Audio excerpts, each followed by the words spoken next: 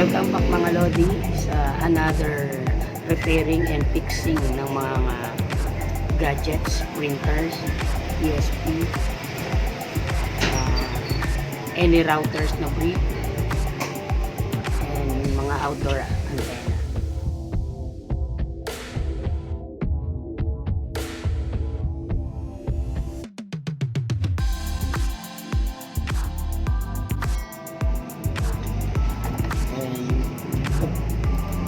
Nakilala ko tong may-ari nito sa Facebook lang.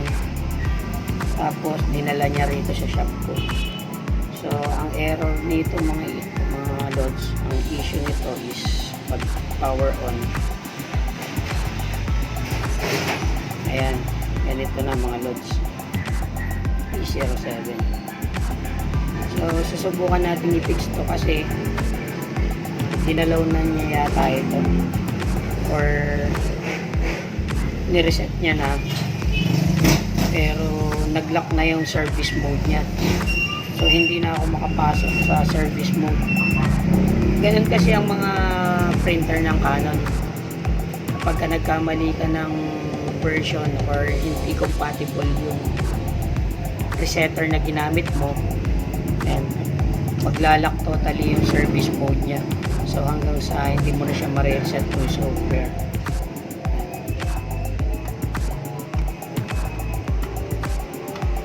Wala na, hindi na tayo makapasok. Ang normal nito dapat nagbi-blink yung green and orange simultaneous, palitan sila pag nakapasok sa service mode, kasi hindi tayo makapasok na yun, ganun pa rin. So ang issue natin ngayon, yan yung ipipix natin ngayong araw. Subukan natin i-fix natin. Once na nalock na yung service mode mga Lodi, so kahit na anong reset, hindi na siya mare-reset. Tapos pag i-plinag siya sa PC,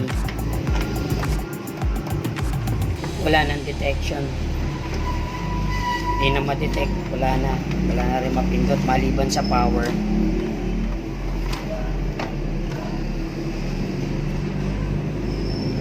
Yan, power lang talaga. Sa rest wala na. Nalock na talaga siya. So yun, sige, buksan natin mga lods at ipipix natin to. Try natin i-fix. I-up ko muna yung power.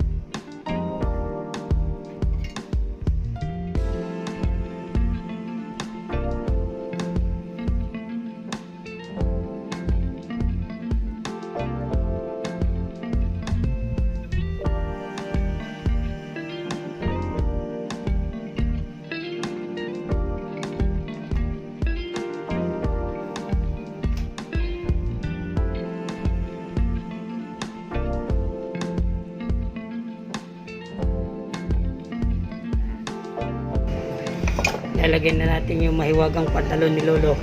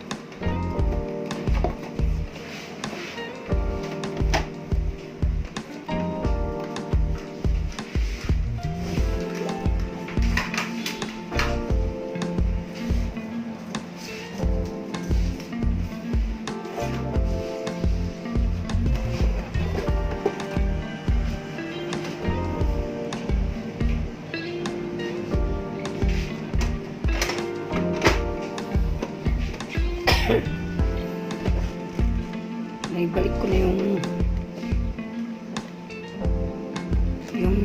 logic board niya, mga loads.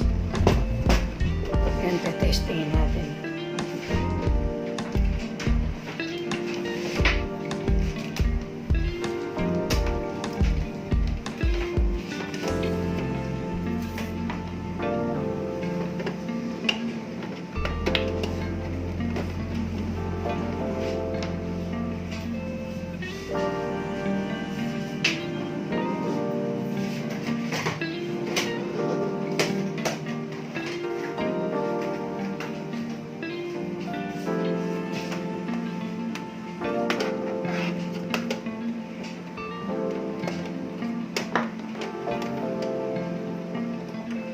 Test na rin natin sa PC mga lods kung mag-work, kasi kanina ayaw mag-work.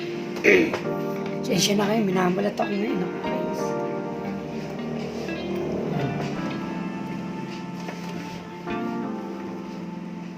On natin. Ayun mga lods, oh. Narinig nyo? Tumunog na. Na-detect na ng PC. Katulad kanina, wala talaga eh. Nag-initialize siya. Yan. Wala na yung 07. Tapos napipindot na rin yan. No? Napipindot na rin siya.